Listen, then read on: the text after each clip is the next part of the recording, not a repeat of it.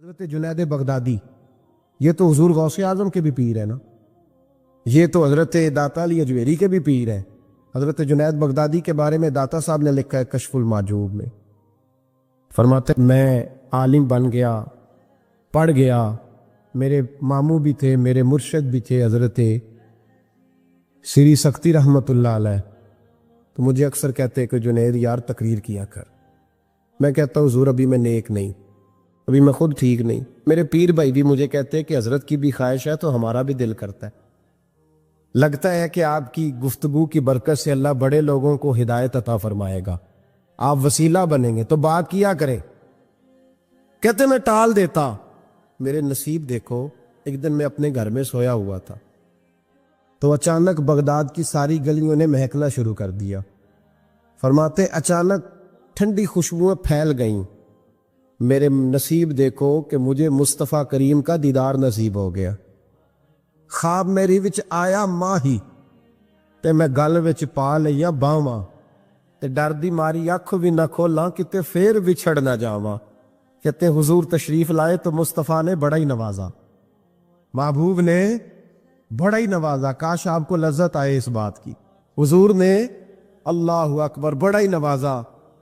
کہتے محبوب جانے لگے تو ہلکا سا جملہ، میٹھی سی بات، ایک جملہ بڑا میٹھا سا، جاتے دفعہ فرمانے لگے جنید تقریر کیا کر یار، تقریر کیا کر۔ داتا صاحب لکھتے ہیں، داتا صاحب فرماتے ہیں کہ حضرت جنید بغدادی کہتے ہیں عرض کی حضور اب تو ضرور کروں گا، اب تو روز کروں گا، کھول کے کروں۔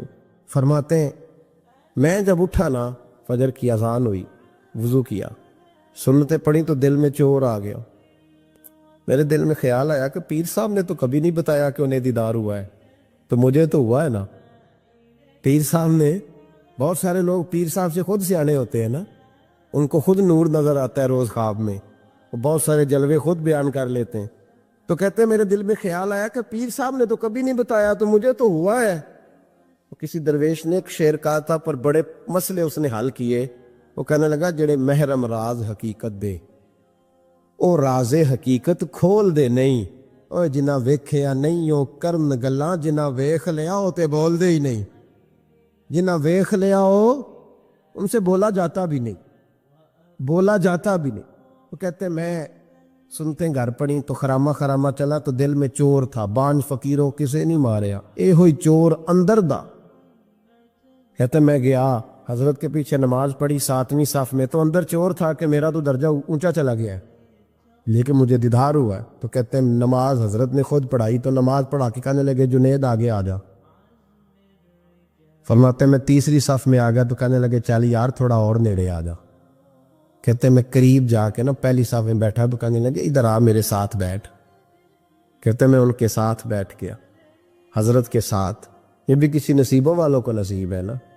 کہتے میں ساتھ بیٹھ گیا مرشد کے، تو شیخ تسبیح رول رہے تھے، ادھر دیکھنا میری طرف، تسبیح پھیر رہے ہیں، اور تسبیح پھیرتے پھیرتے نا اچانک آنکھ اٹھائی اور میری طرف دیکھ کے کہنے لگے اب تقریر کرو گے نا، جڑے محرم راز حقیقت دے، اب کرو گے نا تقریر۔ تو میرے اندر تو جور تھا، میں نے کہا جی اب کیا ہوا ہے؟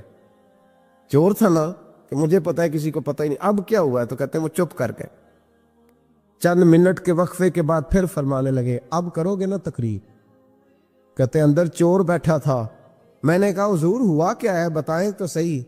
کہتے ہیں انہوں نے تسبیح چھوڑی، جبہ سمیٹا اور چہرہ میری طرف پھیرا، اور میں نے ان کی آنکھوں میں جو روشنی آج دیکھی پہلے کبھی نہیں دیکھی تھی، لب و لہجے میں جو جلال آج دیکھا وہ کبھی نہیں دیکھا تھا۔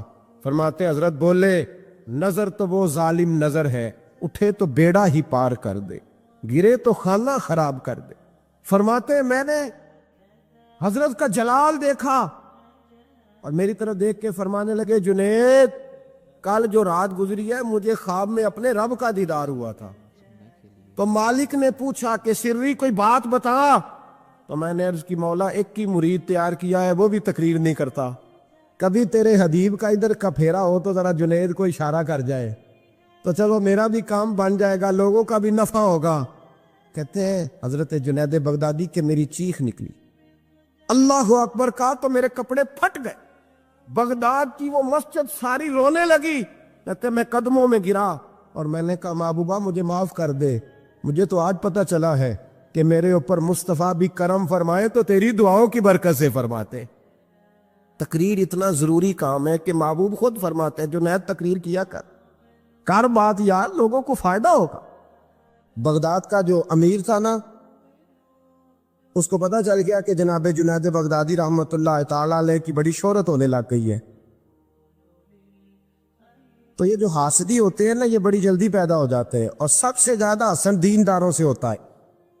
دیندار لوگوں سے لوگ حسد کرتے ہیں، سب سے زیادہ غیبت دیندار آدمی کی ہوتی ہے، الا ماشاءاللہ۔ بادشاہ کو لوگوں نے کہا کہ بڑے لوگ عقیدت مند ہو گئے جنید بغدادی کے، ایسا نہ ہو کہ آہستہ آہستہ لوگوں کو اکٹھا کرے اور پھر اپنی فوج ظفر موج بنا کے وہ آپ کے مقابلے کھڑا ہو جائے۔ اب یہ جو بادشاہ ہوتے ہیں انہیں بغاوت کا بڑا ڈر ہوتا ہے، اور کرسی آپ کو پتا ہے چیز ہی بڑی پیاری ہے، نہیں پتا تھا نو جے بھی نہیں پتا تو کتن پتا ہونا جے؟ سبحان اللہ، حد ہو گئی ہے بھائی، کرسی پیاری ہوتی ہے کہ نہیں؟ یہ کدی ترلے نہ کریے نہ دینا جو دے بھی کری دینے، تو یہ پیاری ہے تو تبھی ایسا ہوتا ہے نا۔ بس یہ دعا کرنا کل کا دن اللہ اس ملک کے لیے امن کا دن گزارے، اور اللہ اپنے حبیب کا صدقہ کوئی ایسی ٹھنڈی ہوا بھیجے کہ اس ملک کے دکھ دور ہو جائے، بس یہ دعا کرو۔ خیر، جنید بغدادی کے بارے میں جب لوگوں نے بدگمان کیا نا بادشاہ کو، وہ بادشاہ نے چال چلی، دنیا بڑی ظالم ہے، دنیا داری کے لیے بندہ بڑے پاپ اور بڑے بکھیڑے کرتا ہے۔ ایک خوبصورت دوشیزہ نوجوان لڑکی بادشاہ نے تیار کر کے بھیجی، اس کو جملے یاد کرائے رٹائے کہ تو نے کہنا کیا ہے جا کے۔ حضرت جنید بغدادی رحمۃ اللہ علیہ کے پاس آئی اور پتہ کیا کہتی ہے؟ کہتی ہے میں آپ کی عقیدت مند ہوں، کنیز بن کے آئی ہوں، دین سیکھنے آئی ہوں، اللہ اللہ سیکھنے آئی ہوں، آپ اس طرح کریں مجھے غلامی میں قبول کر لے۔ حضرت جنید بغدادی نے یوں نظر اٹھائی، اس بی بی کے چہرے پہ نظر پڑی، اس عورت نے چیخ ماری، وہ تڑپی اور اس کی روح نکل گئی۔ پیغام گیا بادشاہ کو، مر گئی بی بی، منوا لو۔ بادشاہ کو بڑا غصہ آیا کہ میرے محل کی سب سے خوبصورت عورت جنید بغدادی کے ہاں گئی، مر گئی۔ پیغام بھیجا، جنید میرے دربار میں آؤ۔ حضرت جنید بغدادی فرمانے لگے فقیر کا بادشاہوں سے تعلق ہی کوئی نہیں، میرا بادشاہوں سے تعلق، میں نے کیا لینے آنا؟ تجھے کوئی کام ہے تو الگ بات ہے، مجھے تجھ سے کوئی کام نہیں۔ بادشاہ کو اور غصہ آیا، میرے پاس نہیں آیا، گھوڑے تیار کیے، لشکر بنایا، حضرت جنید بغدادی کے پاس پہنچ گیا۔ جب آپ کے دربار میں آیا نا، حضرت جنید بغدادی رحمۃ اللہ علیہ بیٹھے تھے، پورے غصے کے ساتھ آ کے بیٹھا، کہنے لگا بڑا تو فقیر بنا پڑتا ہے، ولی بنا پھرتا ہے، بی بی مار دی، بڑا فقیر بنا پھرتا ہے، عورت مار دی۔ حضرت جنید بغدادی نے آنکھ اٹھائی، فرمانے لگے نہ میں مارنے کا اختیار رکھتا ہوں نہ زندہ کرنے کا اختیار رکھتا ہوں، زندگی بھی میرا اللہ دیتا ہے، موت بھی اللہ دیتا، میرے پاس اختیار ہی نہیں۔ بادشاہ نے بات سنی تو ٹھہر گیا، کہنے لگا بی بی کیسے مر گئی؟ آپ فرمانے لگے میں آنے لگا تھا تیرے رستے میں، تو نے مجھے ہٹانے کا بندوبست کیا، اور بی بی آنے لگی تھی میرے اللہ کے رستے میں، اللہ نے اسے دور کرنے کا بندوبست کر دیا۔ میں تیرے اور دنیا کے درمیان آنے لگا تھا نا، تو نے مجھے سائڈ پہ کرنے کا بندوبست کیا، بی بی میرے اور رب کے درمیان آنے لگی تھی، اللہ نے اسے سائڈ پہ کر دیے۔ دنیا داری کیا ہے؟ جو اللہ اور بندے کے درمیان آ کر آج یہ دلوں پہ زنگ چڑھے ہیں، یہ دنیا داری کے زنگ ہیں۔ جب آپ کو اپنے پتہ کب اندازہ ہوگا آپ کو کہ دنیا آپ پہ چڑھ گئی ہے؟ جب اپنے سوا کوئی اچھا نہ لگے۔ پہلی بات جو ہمارے مشائخ نے لکھی ہے، جب سوائے اپنے کوئی اچھا نہ لگے تو پھر آپ دنیا دار ہیں۔ جب سوائے اپنے تو کسی کا فائدہ سوچنے کی صلاحیت چھوڑ دے اور سوائے اپنے تو کسی کا بھلا نہ سوچے تو دنیا دار ہے، اور جب اپنی ذات کو سکون دینے کے علاوہ تو کسی کو سکون دینے کو تیار نہ ہو تو دنیا دار ہے۔ اور جب تیری آنکھ کھلے تو پھر بھی تجھے اپنی ذات نظر آئے، اور تیری آنکھ بند ہو تو پھر بھی اپنا ہی آپ دکھائی دے، پھر تو دنیا دار ہے۔ لیکن میرے دوست، اگر تیرا دل کرتا ہے کہ جو خیر مجھے ملی ہے اللہ میرے بھائی کو بھی عطا فرمائے تو پھر تو دیندار ہے۔ داتا گانی بخش علی اجویری رحمت اللہ تعالی علیہ آپ فرماتے ہیں کہ حضرت جنید بغدادی کا مرید تھا، 4 دن پیر صاحب کے پاس آیا تو بعد میں خود پیر بن گیا، خود پیر بن گیا۔ وہ حضرت صاحب رحمت اللہ تعالیٰ نے دیکھا آ نہیں رہا، مرید اولاد ہوتے ہیں، ان سے پیار ہوتا ہے، ان کو اہمیت دی جاتی ہے، اور بعض اوقات غلط فہمی کا شکار بھی ہو جاتے ہیں، اہمیت دی گئی یار نظر نہیں آ رہا، آپ نے سوچا شاید بیمار ہو گیا ہے۔ حضرت جنید بغدادی خود گھر تشریف لے گئے۔ حضرت جنید بغدادی جن کا ولیوں میں اس طرح مقام ہے جس طرح حضرت جبریل امین کا فرشتوں میں مقام ہے، اتنا بڑا، چل کے گھر گئے اور جا کے کہا السلام علیکم، کہتا جی وعلیکم السلام، کہتا تو آتا کیوں نہیں؟ کہتا مجھے اب آپ کی ضرورت ہی نہیں، میں اب خود بڑا پرہیزگار ہوں، مجھے کیا ضرورت ہے میں کسی کو اپنا بڑا مانوں، میں خود بڑا پرہیزگار ہوں۔ فرمایا ہوا کیا؟ کہنے لگا جی رات جب میں سوتا ہوں تو 2 فرشتے آتے مجھے براق پہ بٹھاتے اور جنت کی سیر کراتے، براق پہ بٹھاتے اور اللہ اکبر جنت کی سیر کراتے ہیں، میرے ہاتھوں کے تراشے ہوئے مٹی کے صنم آج بت خانے میں بھگوان بنے بیٹھے، میرے ہاتھوں کے تراشے ہوئے مٹی کے صنم، دیکھو تو صحیح آج بت خانے میں بھگوان بنے بیٹھے۔ اور رائے پوری کہنے لگے وہ پتھر جن کو سکھائی تھی قوت گویائی ہم نے، وہ جب بولنے لگے تو ہم پر ہی برس پڑے، بولنے لگے تو وہ ہم پر ہی برس پڑے۔ کہنے لگا جی اب تو میں اللہ خیر کرے بڑا اونچا اڑ رہا ہوں، آپ کبھی گئے جنت میں؟ آپ مسکرا پڑے، فرمانے لگے بیلیا آج جب جنت میں جائے تو ذرا لا حول ولا قوت بھی پڑھ لینا، آج جب جنت میں جائے تو ذرا وہ بھی۔ وہ کہنے لگا چلو ٹھیک ہے پڑھ لوں گا، اٹھ کے ملا بھی نہیں، حضرت واپس آ گئے۔ رات کو خواب آئی، جنت میں جانے لگا تو خیال آیا جناب جنید بغدادی نے کہا تھا پڑھ ہی لوں، پڑھنے لگا لا حول ولا قوت الا باللہ۔ آنکھ کھولی تو روڑی کے ڈھیر پہ بیٹھا تھا، روڑی کے ڈھیر پہ بیٹھا تھا۔ وہ جو بھاگ رہے تھے ان سے پوچھنے لگا او مجھے کہاں چھوڑ کے جا رہے ہو خواب میں؟ وہ کہنے لگے شیطان کے مختلف روپ تھے، تو اصل میں حضرت جنید کے پاس زیادہ آنے جانے لگا تھا تو اللہ کے قریب ہونے لگا تھا، تو ہم نے چکر چلا کے تجھے وہاں سے روکا، تو بیوقوف ہے سمجھ نہیں آئی۔ اب رونے لگا جاؤں تو کس منہ سے جاؤں، حاضری دوں تو کس منہ سے دوں، اب میں کیسے جاؤں اس کی بارگاہ ناز تک، کس طرح حاضری دوں، گرا جو ان کی نگاہ سے وہ سنبھل نہیں سکتا۔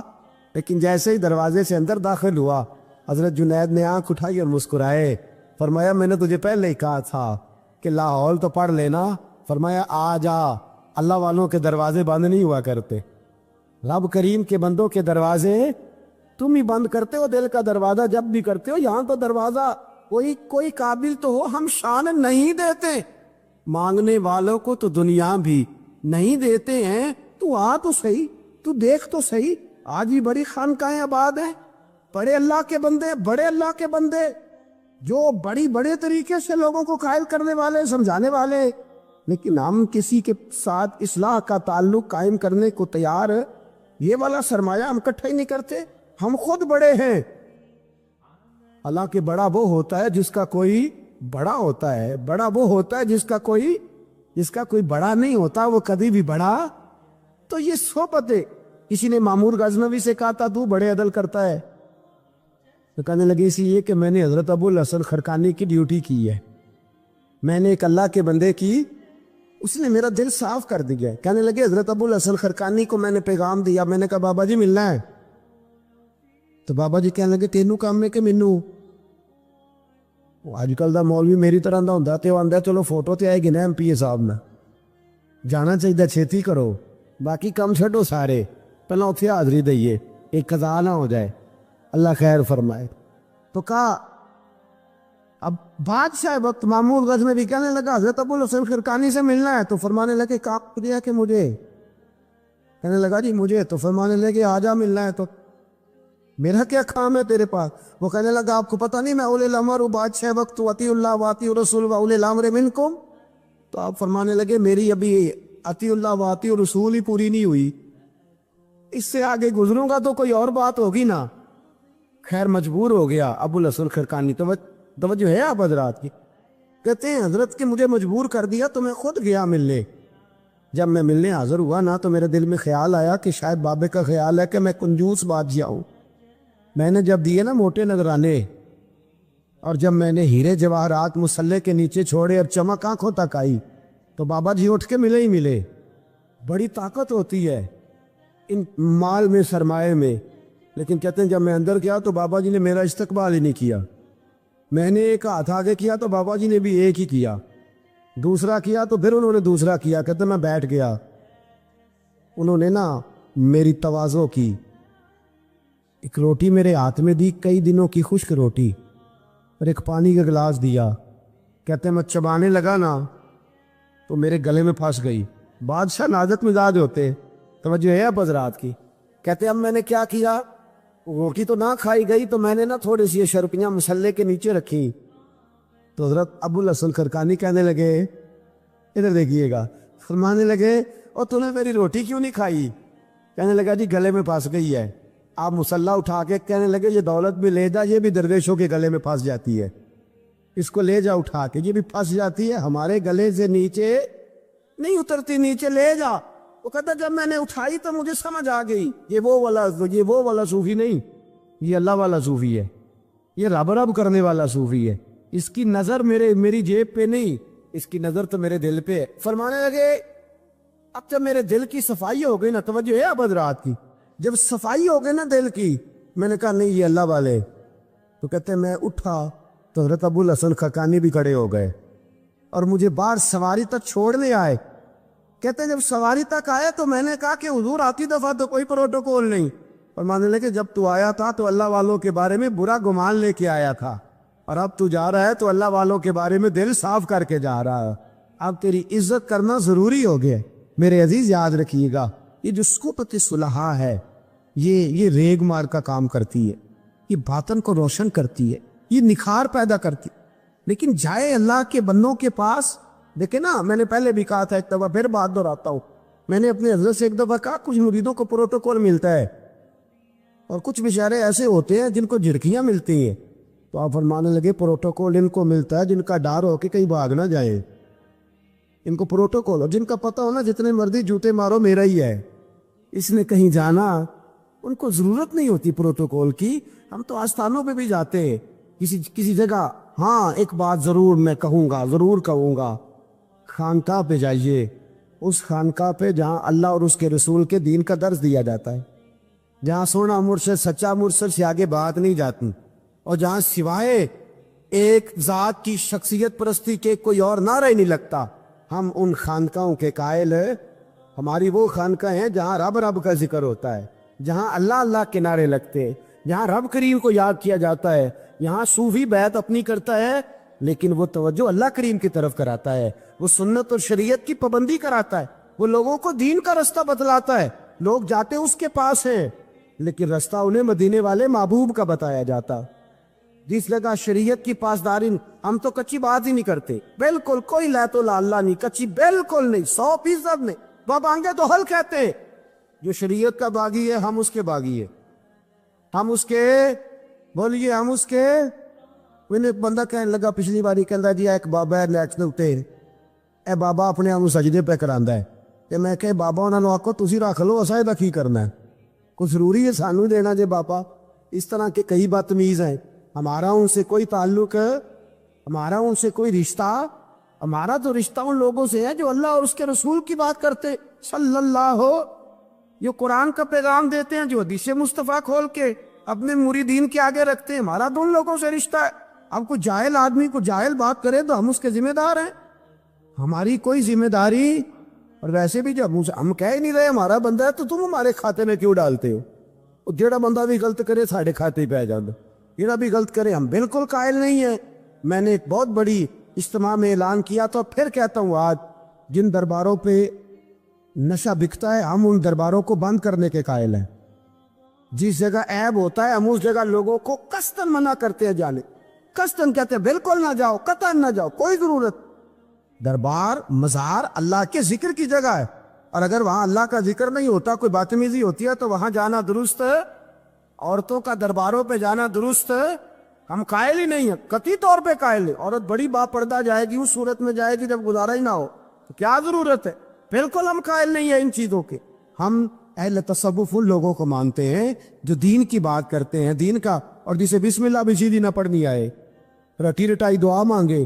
ہم تھوڑے خشک لوگ ہیں، ہم نہیں کرتے پیروی، ہم نہیں دست بوسی کرتے، دعا کر کے کھڑے ہو جاتے ہیں۔ سنو، وہ آپ نے حدیث سنی ہے نا کہ 70 صحابہ تھے اور ایک دودھ کا پیالہ تھا، تو حضور نے 70 کو پلایا تو 71ویں نمبر پر پیا۔ مصطفیٰ کریم نے فرمایا اگر میں اللہ کا رسول ہو کے 70 غلاموں کا جھوٹا پیتا ہوں تو بتا تیرا، یہ بخاری مسلم ہے۔ لیکن اب ہماری نفاست پسندیوں کے رنگ بھی نالے ہیں نا، انہیں روٹی کھا لی ہے، اور اکثر اگر آپ ناراض نہ ہو تو بات کرنی پڑتی ہے، جب سامنے آ جاتی ہے تو کرنی پڑتی ہے۔ امیر کا جھوٹا ہو تو پھر خیر ہے،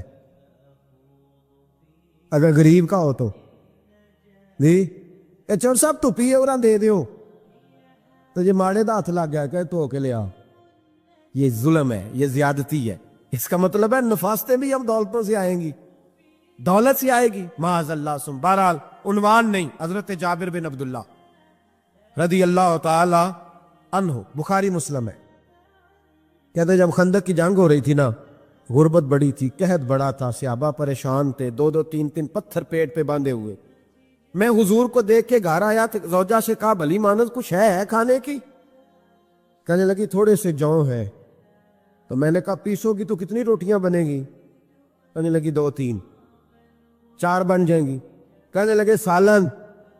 تو زوجہ کہنے لگی اگر وہ بکری کا بچہ ذبح کرو تو 3 4 بندوں کا سالن بھی بن جائے گا۔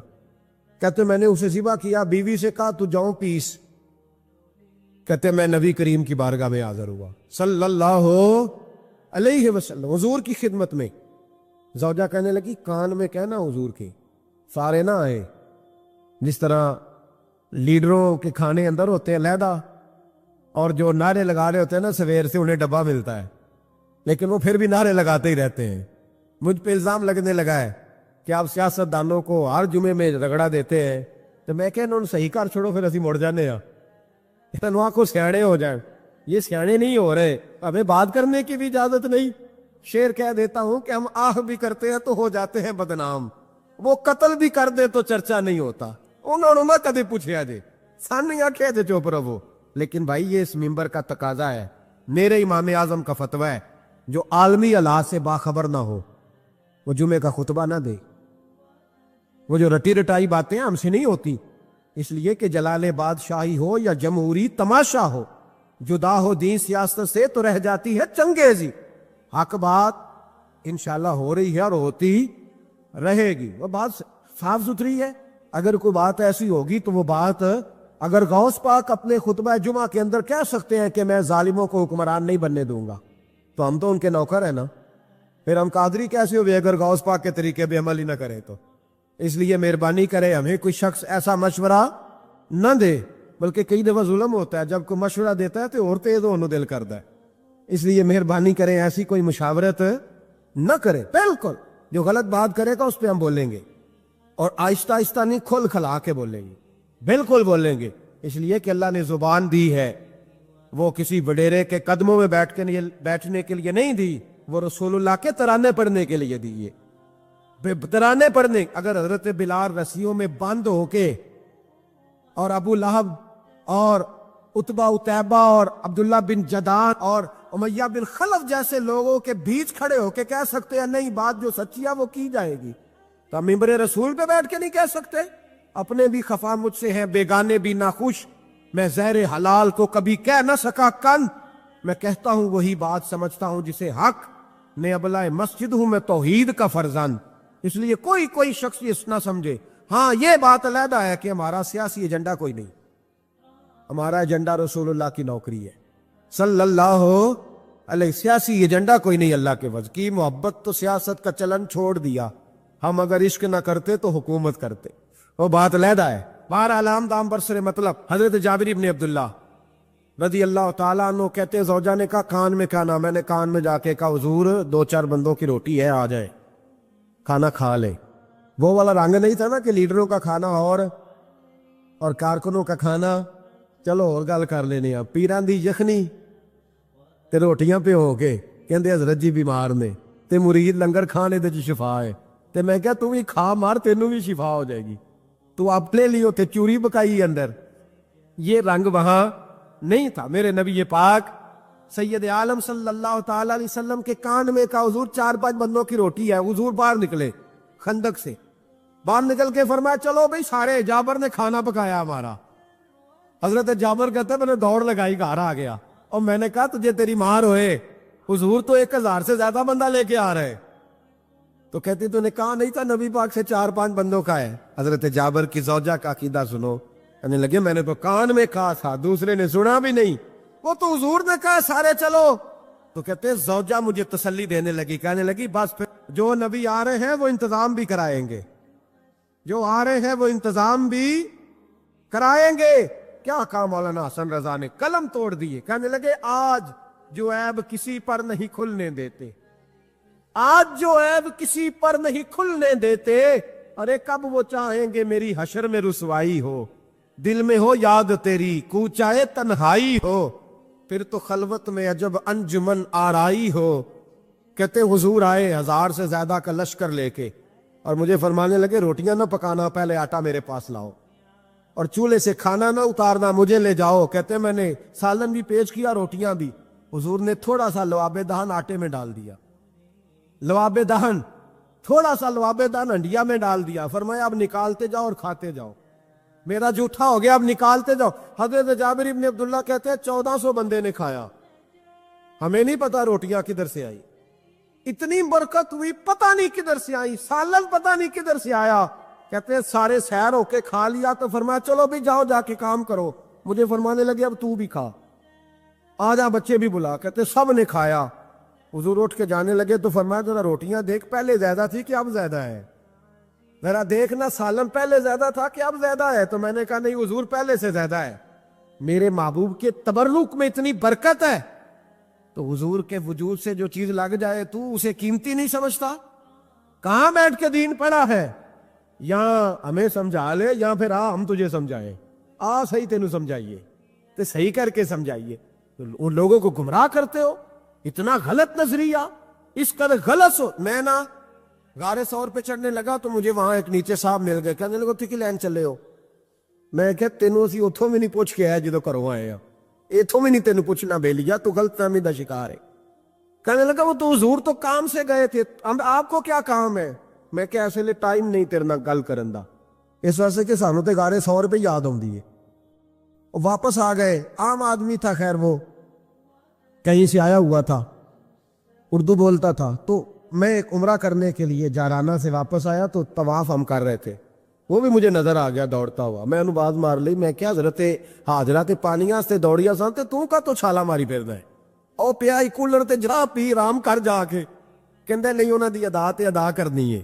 تو میں کہ اگر تو حضرت حاجرہ دی ادا کرنی تے اسی حضرت ابوبکر صدیق دی ادا کرنی۔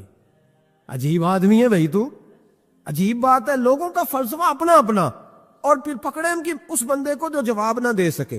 ایسا نہ کرو، یہ زیادتی ہے، امت کو اکٹھا کرو، اتفاق۔ یہ مجھ سے سوال کئی جمعے سے ہو رہا تھا، میں اصل میں نا ان موضوعات کو چھیڑتا نہیں، میری طبیعت اور ہے، لیکن کوئی بندہ یہ نہ سمجھے کہ ہمیں جواب نہیں آتا۔ یہ سوال اٹھا تھا، کوئی یہ نہ سمجھے کہ ہمیں جواب اللہ کے فضل سے، اللہ کے فضل سے۔ یہ قرآن مجید پڑھا ہے، یہ مسجد ہے، یہ جمعے کا دن ہے، ہم بات صرف وہ کرتے ہیں جس میں ضمیر اجازت دیتا ہے، اس لیے کہ سدا تو نہیں نہ رہنا، پتہ نہیں صبح اٹھ سو کے اٹھنا ہے کہ نہیں اٹھنا، تو قوم کو گمراہ کر کے دین کے نام پہ جانا کدھر ہے؟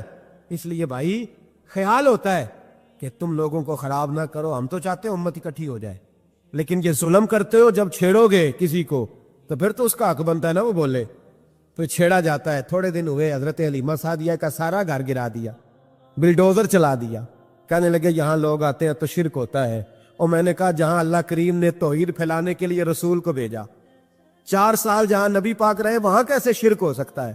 کس طرح کی تو بات کرتا ہے؟ بہرحال جہاں میرے نبی پاک بیٹھ جائیں وہ جگہ برکت والی ہو جاتی. اس جگہ کو چومنا مسلمان کا ایمان ہے. اس جگہ پہ سجدہ کرنا مسلمان کا ایمان ہے. اس جگہ بیٹھ کے تبرک حاصل کرنا یہ مسلمان کا. میں تو پہلی دفعہ ریاض الجنت میں داخل ہوا تو میرے ساتھی کہنے لگے کیا ہوا؟ میں کہا ادھر آؤ. لوکاں نوں اگے جا کے ملنی، سانو ایتھے ہی لب گئی دے. روضۃ من ریاض الجنہ، 12 حدیث لکھی ہے. حضور نے فرمایا جو یہاں آ گیا وہ جنت میں آ گیا. یہ ہے ارض جنت، یہ طیبہ کی زمین ہے. جنت بھی یہی، مال کے جنت بھی یہی ہے. ایک بات اور کرنی ہے، بڑی ضروری ہے، میری بھی اور آپ کی بھی ذمہ داری ہے، اس کو بھی ضرور کرنا چاہتا ہوں. سن لیں. محمود غزنوی نا گزر رہے تھے. یہ آپ نے نا میری طرف دیکھنا ہے، یہ بات سنتے ادھر دیکھو. خاص اہم مسئلہ ہے، اس پر بڑا ضروری ہے آپ کا متوجہ رہنا. محمود غزنوی کہتے ہیں میرے دل میں خیال آیا کرتا تھا ہمیشہ کہ میں واقعی سبکتگین بادشاہ کا بیٹا ہوں یا معاذ اللہ میرا باپ کوئی اور ہے. اور ایک خیال مجھے آتا تھا کہ قیامت واقعی قائم ہوگی، شک رہتا. اور تیسرا میرے دل میں خیال آتا تھا کہ یہ مولوی بیچارے کمزور سے ہوتے ہیں، تو حدیث پاک میں آتا ہے کہ علماء نبیوں کے وارث ہیں. تو یہ واقعی حدیث سچی ہے یا مولویوں نے اپنی شان کے لیے بنا لی ہے؟ کہتے شک تھے 3. میں کہتا نہیں تھا کسی سے، پر دل میں رہتے تھے. تو ایک دن میں ہندوستان کی ایک گلی سے گزر رہا تھا تو دین کا ایک طالب علم نے کونے میں بیٹھ کے تھڑے پہ پھٹے پہ بیٹھ کے نا سبق یاد کر رہا تھا. اسے جب سبق بھول جاتا نا تو ایک ہندو کھتری کی دکان تھی، اس کے اندر چراغ جل رہا تھا اور ایک چھوٹا سا روشن دان تھا، اینٹ نکلی ہوئی تھی. وہاں سے نا ایک کرن باہر آ رہی تھی روشنی کی. تو وہ طالب علم جب سبق بھول جاتا تو کتاب روشنی کے آگے کرتا، عبارت دیکھتا، پھر کونے میں جا کے یاد کرتا. محمود کہتے ہیں مجھے بچے کا ذوق بڑا اچھا لگا. میں نے اسے بلایا، میں نے کہا بچے تم لالٹین کیوں نہیں خریدتے؟ تو کہنے لگا میں یتیم ہوں اور رسول اللہ کا دین پڑھنا میرا شوق ہے، مدرسے میں پڑھتا ہوں پر غربت ہے، لالٹین نہیں. کہتے ہیں میں نے اسے تھپکی بھی دی اور لالٹین بھی دی. میں نے اسے کہا 2 سپاہیوں کی ڈیوٹی لگائی، جب تیل ختم ہو جائے تم نے تیل پہنچانا ہے. محمود کہتے ہیں زندگی میں بڑی نیکیاں کی تھی پر جتنا سکون آج ملا پہلے کبھی نہیں ملا تھا. کہتے ہیں شاہ کی نماز پڑھی تو دل میرا ٹھنڈا ٹھنڈا ٹھار، پھولوں کی سیب پہ میں سویا. کہتے ہیں آج تو میرے نصیب ہی جاگ گئے، نصیب ہی جاگ گئے. کہتے ہیں سارا شہر ایسے جیسے پھولوں کی طرح مہک رہا ہے. کہتے ہیں میں کیا دیکھتا ہوں کہ خواب میں میرے رسول تشریف لے آئے. خواب میری وچ ماہی آیا تے میں گل وچ پا لئیاں باواں تے ڈر دی ماری اکھ بھی نہ کھولاں کتے پھر وچھڑ نہ جاواں.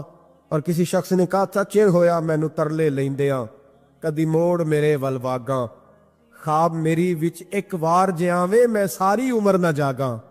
کہتے حضور آئے خواب میں، ایک جملہ حضور نے کہا، ایک جملہ نبی پاک صلی اللہ علیہ وسلم نے کہا، ایک، اور میرے 3 سوالوں کے جواب دے دیے. ذرا دل کے کانوں سے سننا. کہتے ہیں محبوب فرمانے لگے او سبکتگین کے بیٹے، تو نے آج میرے ایک وارث کی خدمت کی ہے، میں قیامت کے دن تیری سفارش کروں گا. کہتے ہیں مجھے سمجھ آ گئی کہ میں سبکتگین کا بیٹا ہوں، مجھے سمجھ آ گئی کہ قیامت قائم ہوگی، مجھے سمجھ آ گئی کہ علماء نبیوں کے وارث ہے. 101 حافظ شہید ہو گیا. 101 پھول جیسے بچے. اور جب اتحادی فوج کا، افغان اور امریکی فوج کا جب بمب گرا نا تو حافظوں کے ہاتھوں میں سندیں تھیں اور ان پر لکھا تھا کہ انہوں نے قرآن پورا پڑھ لیا. ان کے ہاتھوں میں نا ان کے سروں سفید رنگ کی پگڑیاں تھیں. خبر یہ تھی کہ یہ آج رسول اللہ کے دین کے قرآن کے حافظ ہو گئے. نہ کسی نے کوئی ملی ترانہ پڑھا ہے، نہ بریکنگ نیوز رہی ہے. پشاور میں ایک سکول پہ حملہ ہوا تھا، وہ بھی پٹھانوں کے بچے تھے، یہ بھی پٹھانوں کے. فرق کیا ہے؟ میں مدرسے کا طالب علم ہوں، مجھے آج بتائے سارا معاشرہ کہ اگر میتھمیٹک پڑھنے والے مدرسے پہ حملہ ہو تو ملی ترانے بنے اور میڈیا چیخے، فوج حرکت میں آئے، اور اگر قرآن پڑھنے والا 101 شہید ہو جائے تو کوئی پرواہ نہیں. میں نے پرسوں کہا تھا کسی کا ایک شعر، میں نے وہ کہا تھا، بھیج خدا عیسیٰ کو اب نازل کر دے مہندی کو، بھیج خدا عیسیٰ کو اب نازل کر دے مہندی کو، آ دیکھ دجال آزاد ہوئے اور پھولوں کے کیا حال ہوئے۔ کوئی نہیں بولا۔ 17 جنازے کشمیر کے ایک دن اٹھے ہیں، 17۔ امریکہ کا کتا بھی مر جائے تو اسلامی ملکوں کے وزیر اعظم پہنچ جاتے ہیں کہ وہ کہیں دہشت گردوں نے تو نہیں مار دیا، مجھے کو بتائے تو صحیح۔ کشمیری دہشت گرد ہے، افغانستان والے دہشت گرد ہیں، سب سے بڑا دہشت گرد وہ ہے جس نے قرآن پڑھنے والوں پہ حملہ کیا ہے۔ اور مجھے شکوہ ہے اپنے میڈیا سے بھی، مجھے شکوہ ہے ان سب اداروں سے جو اس کو، ہم نے بڑا احتجاج کیا تھا، تڑپ کر بولے تھے ہم جب بچوں پہ حملہ ہوا، میری ریکارڈنگ آپ اٹھا کے دیکھیں، اتنی سخت تقریر شاید ہم نے کبھی نہ کی ہو۔ لیکن حافظ اگر کٹ جائیں تو کوئی پرواہ نہیں، حافظ اگر کٹ جائیں تو کوئی پرواہ نہیں۔ یہ بچے ہمارے پاس قرآن مجید یاد کرتے ہیں، ہم سے کوئی پوچھے ان کا درد کیا ہے، ہم سے کوئی پوچھے ان کی تکلیف کیا ہے۔ وہ حافظ جتنے 4 سال لگا کے ایک ٹانگ پہ بیٹھ کے پورا قرآن یاد کیا، ایک ٹانگ پہ، اور جس دن اس کا مکمل ہوا تم نے بمب سے اس کی بوٹیاں بکھیر دیں۔ امریکہ ٹوٹنے والا ہے، لیکن ہمیں اس کے ٹوٹنے سے زیادہ افسوس نہیں، ہمیں ان پہ زیادہ افسوس ہے جو ظالم اس کے اتحادی بنے ہوئے ہیں، جو مسلمان کہلا کے اس کے اتحادی بنے ہوئے ہیں۔ تم نے رسول اللہ کو منہ دکھانا ہے۔ یاد رکھنا یہ طالب علم میرے نبی کے دین کے وارث ہیں۔ حضور نے فرمایا ہے 70 آدمی ساری رات کھڑے رہ کے عبادت کرے، ایک عالم عشاء پڑھ کے سوئے، فجر کے وقت اٹھے، پھر بھی اللہ رسول کی نظر میں عالم کی زیادہ قدر ہے۔ امریکہ کو خدشہ ہے علماء سے، وہ ڈرتا ہے رسول اللہ کا نام لینے والوں سے، لیکن ہم انہیں بتائیں گے، میں نے تہیہ کیا ہے، میں ایک چھوٹا آدمی اوپر میں نے تہیہ کیا ہے ذاتی طور پر کہ اگر ہم 40 بچوں کو قرآن مجید یاد کراتے تھے تو اب ہم 100 بچوں کو کرائیں گے، جو 100 کو کراتا تھا اب 200 کو کرائے گا انشاءاللہ تعالی۔ ان ایک ایک بچوں کی شہادت کے عوض ہم سینکڑوں بچوں کو قرآن مجید یاد کرائیں گے اور تمہیں بتائیں گے یہ مصطفیٰ کا دین ہے، اسلام کی فطرت میں قدرت نے لچک دی ہے، اتنا ہی یہ ابھرے گا جتنا کہ دبا دو گے۔ یہ مدارس پہلے بھی حکومتیں نہیں چلاتی، یہ رسول اللہ کے نوکر چلاتے ہیں۔ اس پر تھوڑا غور تو کرنا۔ حضرت جناب سیدنا فاروق اعظم رضی اللہ تعالیٰ، حضرت عمر فاروق کے صاحبزادے کی ملاقات ہو گئی حضرت عبداللہ بن سلام رضی اللہ تعالیٰ عنہ سے۔ یہ تورات بھی جانتے تھے، پھر قرآن مجید کا علم بھی انہوں نے حاصل کیا، مسلمان ہوئے، بہت بڑے عالم صحابی تھے۔ تو حضرت عمر فاروق کے بیٹے سے فرمانے لگے تو کفل جہنم کا بیٹا ہے۔ وہ دوڑے گئے اپنے ابا جی کے پاس شکایت لے کے کہ ابا جی وہ تو آپ کو دوزخ کے دروازے کا تالا کہہ رہے ہیں جناب عبداللہ بن سلام۔ تو سیدنا عمر نے مسکرانا شروع کر دیا، فرمایا اسے کیا لکھ کے دے، اسے کہہ دو لکھ کے دے دے۔ وہ کہنے لگے عجیب بات ہے، وہ اتنی سخت بات کر رہے ہیں، آپ کہتے لکھ کے دے دو۔ فرمایا بیٹا تو بچہ ہے، تو سمجھا ہی نہیں، میں بھی مصطفیٰ کی بارگاہ میں بیٹھنے والا ہوں، وہ بھی رسول اللہ کی بارگاہ میں بیٹھنے والے۔ وہ کوئی بڑی بات کر گئے، تو نہیں سمجھا، جا لکھوا کے لا۔ وہ واپس آئے، کہنے لگے عمر کہتے ہیں لکھ دو۔ تو حضرت سیدنا عبداللہ ابن سلام کہنے لگے چل میں تیرے ابا کے سامنے بیٹھ کے لکھ کے دیتا ہوں۔ وہ آئے، سیدنا عبداللہ ابن سلام رضی اللہ تعالیٰ لکھا کہ میں نے خود مصطفیٰ کریم سے سنا ہے کہ عمر جہنم کے دروازے کا تالا ہے، لکھ دو۔ انہوں نے لکھ کے دیا تو صاحبزادے کہنے لگے ابا جی چاچا جی مجھے بھی ذرا بتا دو اس کا معنی کیا ہے۔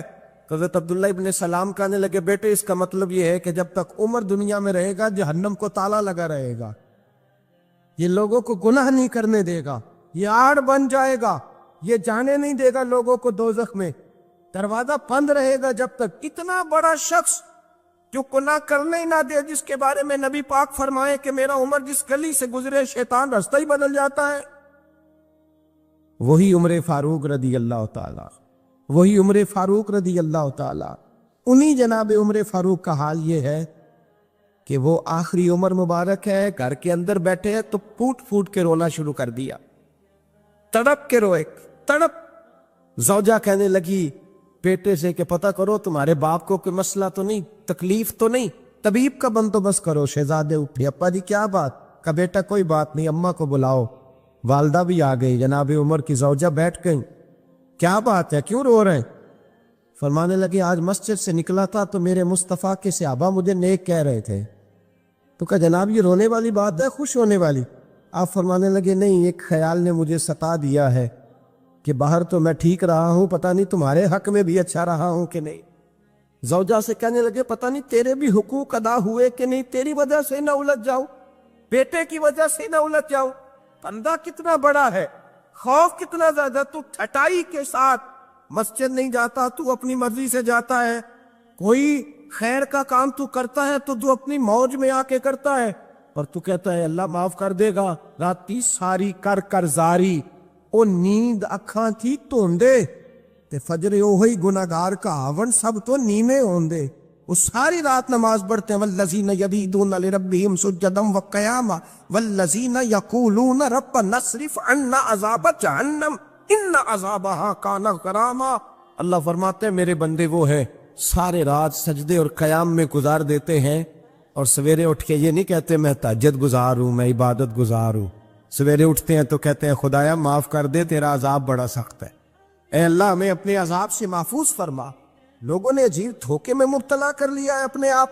حضرت عمر رونے لگے، بیوی سے کہنے لگے معاف کر دے، ڈر آتا ہے، اللہ کے حضور حساب دینا ہے۔ عدل کرے تے تھر تھر کمبن اچیاں شانہ والے، فضل کرے تے بخشے جاون میرے جے منہ کالے۔ کہا تو اس طرح کر، زوجہ سے کہنے لگے چل تو مجھے معاف کر دے، میرے اوپر بوجھ بڑا تھا، رات کو چہرے پہ نقاب ڈال کے مصطفیٰ کی امت کی خبر گیری کرنا اور پھر سارا دن ان کی خدمت کرنا، میں تجھے اس طرح وقت نہ دے پایا جو میرا حق بنتا تھا۔ زوجہ رو پڑی، کہنے لگی زندگی میں نے بھی اس طرح کا کوئی انداز نہیں دیکھا جو بیویاں شوہر کے ساتھ دیکھتی ہیں، میں نے کوئی اس طرح کا آپ سے مطالبہ نہیں کیا، میرے دل میں یہ بات تھی، آپ خود بول پڑے۔ کہا چل پھر معاف کر دے۔ کہنے لگی میں تو نہیں معاف کرتی، میں تو نہیں۔ آپ کے صاحبزادے کہتے فاروق اعظم کو میں نے کانپتے دیکھا، تڑپتے دیکھا، رونے لگے، کیوں نہیں تو معاف کرتی؟ تو زوجہ کہنے لگی پہلے وعدہ کریں، اللہ کی بارگاہ میں میری سفارش کریں گے؟ آپ کہیں گے کہ اللہ میری بیوی تھی، کپڑے دھو کے دیتی تھی، کھانا پکا کے دیتی تھی، میری عزت کی محافظ تھی، میرے بچوں کو پالتی، یہ کہیں گے؟ حضرت عمر فرمانے لگے مجھے قسم ہے اللہ کی عزت کی، رب جب عمر کے لیے جنت کا فیصلہ کرے گا تو میں بغیر تیرے جنت میں داخل ہی نہیں ہوگا۔ جتنا بڑا آدمی ہے اتنا زیادہ ڈر رہا ہے، یہاں ڈٹائی کو اللہ نے معاف کر دینا ہے، اور معاذ اللہ تعالیٰ ایسا عجیب لفظ بولتے ہیں، عجیب جملہ کہتے ہیں بھائی اللہ چاہے تو بے نمازی کو نہ بخشے، اور میں نے کبھی نہیں پڑھی تو مجھے بخش دے۔ میں نے کہا یہ بات ٹھیک ہے کہ اللہ بڑا بے نیاز ہے، پر بے انصاف تو نہیں نا، بے نیاز ہے، بے انصاف اپنے اس نے قانون بنائے ہیں، اس کے محبوب نے قانون واضح کیا، تو یہاں رحمت الہی کا غلط مطلب لوگ بیان کرتے ہیں۔ رحمت الہی کا مطلب تو یہ تھا کہ تو ساری نیکی کر، ساری پرہیزگاری کر، رحمت کا وہ معنی دیکھ جو تیرے رسول نے بیان کیا ہے۔ میرے مصطفیٰ نے ساری زندگی گزار دی اللہ کو راضی کرنے میں۔ حضرت عائشہ صدیقہ فرماتی ہیں آخر میں مصطفیٰ فرماتے کیا ہے؟ کہتے عائشہ مجھے بھی میرا عمل جنت میں نہیں لے کے جائے گا، میں بھی خدا کے فضل سے ہی جنت میں جاؤں۔ یہ امید رحمت الہی، ایک مطلب تو یہ۔ پھر کچھ لوگ کہتے ہیں حضور ہماری سفارش کریں گے، نبی پاک ہماری، بولیے جاگ رہے ہیں آپ لوگ؟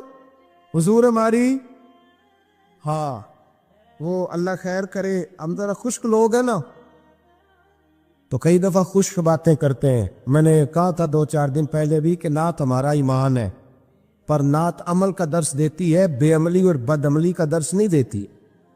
بد عملی کا درس نہیں دیتی کہ نعت کھا اٹھ کر کے کہے کہ بس چھٹی، میں عشاء کی نماز پڑھ کے آیا ہوں اور فجر پتہ نہیں میں کب پڑھوں گا، اور جو میرے منہ میں آئے گا میں کہہ دوں گا الا ماشاءاللہ، بس نعت پڑھوں گا تو سفارش ہو جائے گی۔